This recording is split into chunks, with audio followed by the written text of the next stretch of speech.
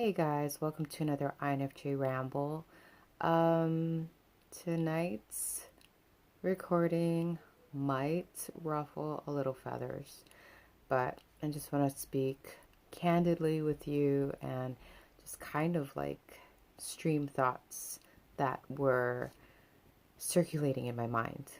So, um, one of my really good friends, and I don't in my other videos, I said I don't have many friends. Like, I think I consider a good three people, not including my mother, like a true friend, somebody that I can be myself with, somebody I know has my back 100%, and somebody who accepts me for who I am in all the various spectrums and dimensions and angles that, you know, I encapsulate.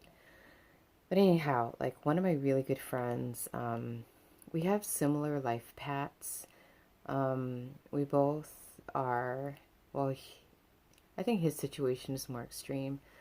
He's alone and he doesn't have anyone. And, we both agreed that, like it's so hard to find like a really, really good friend in this world. He doesn't even have family. He doesn't even have like siblings. I don't want to get into too much details, but he's very, very, very much alone in this world, and I feel like I most recently have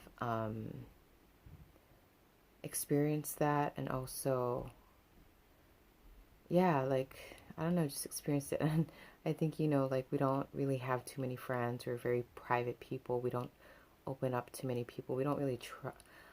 I feel like, well, I can't say we don't trust. I feel like, we can be over trusting at times, but, ultimately, if we can count one or two fingers of true friends, that to us is like, a really rare commodity in this world of 7.5 plus billion people, whatever the number is. I don't know. But I guess the whole point was so he doesn't have any family. And, I've also been very disconnected from my family. There's a lot of people that I grew up with that I'm disconnected with. There's a lot of, like relationships that I've had in the past that have just kind of withered away and diminished. And before I struggled with it, but now I've made peace with it. And I mean, it boils down to like, that saying like, family is everything. Like, in what context though? Like, people like claim like your blood is like, blood is thicker than water. I mean, how true is that? And who has been implementing these mental constructs? You know what I mean? And how true is it? How applicable is it?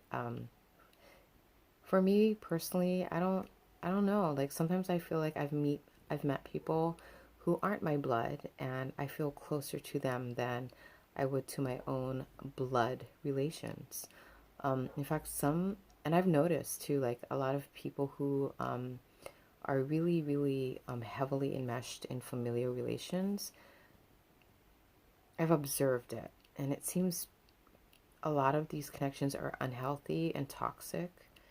Maybe I just haven't had the benefit of observing a really healthy familial connection, because the ones that I've observed are really unhealthy, and they use blood as an excuse to use their other family members. They use blood or family as an excuse to, yeah, just kind of like abuse and use and like parasite off of their family blood members. Also, I've noticed in a lot of family structures, like they kind of, it's kind of like a herd mentality where they kind of keep each other in like a particular sphere, and then it's very rare that anyone leaves that sphere to kind of venture out to expand themselves and so forth. So I just feel like a familial structure just kind of like basically is an excuse to use other people to your benefit. Like, opportunists really thrive off of this type of structure. Also, like I said, they just kind of like a herd mentality, keep each other in this particular sphere, and nobody really ventures out of that because they just kind of like mimic or imprint on each other's behaviors and just kind of keep each other in place. So I've never been like that, and I always thought something was wrong with me, I was doing something wrong, or what was wrong with me. And now 40 years looking back, I'm just like, I don't think I was doing anything wrong. I think I had to like step out of these spheres and step out of these constructs in order to really find myself and to really realize who I am and what I'm about, and you know, um, what I need and what I want, instead of being kind of like confined to a space and not moving out of it. You know what I mean? Um, yeah, it is a harder path, but I feel like strong people can endure such things, and strong people, and I want to say courageous people can endure such things because they have the courage to step out of, this construct and really explore unknown territory. And it is lonely and it is, frightening at times, but then I feel like there's more opportunity for growth and evolution and enhancement as a being. So, yeah, I feel like, and in the same vein, I feel like a lot of us choose this path, to be the black sheep or the outcast or the, you know, um, kind of like marching to the beat of your own drummer type of path. We choose this path because, yeah, we are way showers, we are showing people what is possible and what can be accomplished through this hard or, this difficult way. You know what I mean? And yeah, I mean, you experience a lot of things that are just heartbreaking and heart-wrenching, but I think that's how the light gets in, right? Is by breaking yourself open. You open yourself up further and further and further to like different dimensions and different like aspects and angles of being. You let more stuff in instead of just being kind of like this and encased in your your seed casing. Am I making sense? Who knows? But yeah, I think we've chosen like the harder path, the more difficult path, because we have the resilience and courage and the endurance to do so, and the strength, you know what I mean? And I feel like, and this is just from my own personal perspective, everybody is totally entitled to their own personal perspective and their own point of view, but I feel like, I'm working on letting go of a lot of stuff that no longer is applicable to me so that I can kind of like rise up and beyond, or like just kind of like for like expansion purposes, you know what I mean?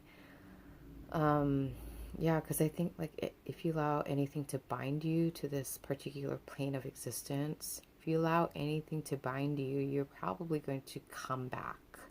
Your energy is probably going to be drawn back into this dimension. And so, like my focal point, and this may sound strange, is to kind of like shift and move through into higher dimensions. You know what I mean? I know my dialogue doesn't make sense to a lot of people. So if you're following me this far, I commend you. And if you're not following me, then I totally understand, because not many people can understand my dialogue and my point of view. Um, but yeah, I'm utilizing my time to, you know, release a lot of stuff, ancestral stuff, familial stuff, social stuff. I'm just working on releasing all of it, hopefully all of it. So when it's time to move on, my energy is free to transfer to higher planes of existence instead of being bound to this one and having to be like drawn back to it. You know what I mean? I know that sounds so strange. Um, yeah, but yeah, I just feel like a lot of things that we've been taught or we've been programmed to believe, it's not necessarily true. It may be true for you, but it's definitely not true for me. And I've always been a kind of like going the opposite direction of everyone else kind of person. And I've always been one to question something. Um, I think when I interact with other people, I can come off as passive because I think everyone else's point of view is very interesting and intriguing, and I'm very interested in it. However, as far as applying it to myself, that could be a totally different story. You know what I mean? But I am usually opposed to like trends or what's popular or, you know, what everybody's like doing or following. I have a tendency to, like, literally, it's a natural inclination to go in the opposing direction. So when people say, like, family is everything, or like, blood is thicker than water, I have a tendency to kind of like move in the opposing direction. And I feel like that's why I am in the place that I am in now. And if you think about it, like, a really strong person um, can weather the storms on their own, alone. You know what I mean? But a lot of people aren't even comfortable with themselves, and that's why they have to distract themselves with other people, and that's why they kind of like keep each other in place with each other's dramas. You know what I mean? Think about social media. I mean, social media keeps you so fixated on everyone else's life, and then it totally keeps you distracted from focusing on your own life and what you should be doing and what you should be creating and what you want and what you need and who you are. Like, a lot of social media just kind of keeps you like, yeah, like your attention fixated on everyone else's life instead of your own. You know what I mean? And nobody else can be you or live your life, so why would you want to try to replicate someone else's life? But it's, I think, like, in a social setting, we are inclined to be influenced by the things we expose ourselves to. And so, I just feel like once you like focus your attention on a particular thing or trend, you know, unless you are very aware, you're probably going to be apt to like follow that trend. It's a contagion. It's a social contagion, if that even makes sense. Anyways, that's just my own personal opinion. I mean, if you're like heavily immersed in familial things and stuff, like, I'm not I'm not saying that's good or bad, right or wrong, but for me personally, for me, I just see the folly in it. And who knows, my view could be skewed, and I challenge anyone to help me to see it from their point of view in a way that, I don't know, how do I say, will, I don't want to say convince me, but I still have yet to come across someone who can convince me to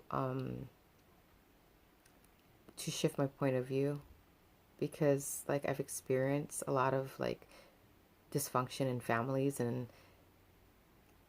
I've just come to this conclusion, like I've never really seen a family that's really happy and well off, who has a really healthy and balanced relation. I've not come across that at all. I mean, maybe in the movies, but no, not even in the movies. Movie families have issues as well. So, yeah, I don't know if I made sense. But if you learned something cool, if you didn't, that's cool too. That's just my little ditty for tonight, and that's what I was thinking about, and that's what I wanted to share. All right. You have a beautiful, beautiful night, and thank you for watching. Amen.